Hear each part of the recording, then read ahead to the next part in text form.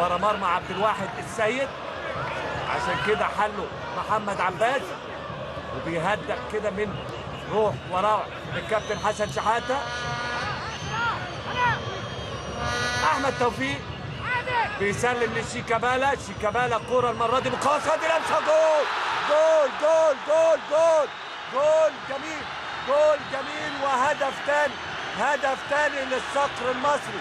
الصقر المصري تمريره رائعه، تمريره رائعه من شيكابالا، وضربه راسيه نموذج، ضربه راسيه نموذج، وتحرك رائع، تحرك خلاب من الصقر المصري اللي تحرر من كل القيود، وبيلمس الكوره لمسه بديعه.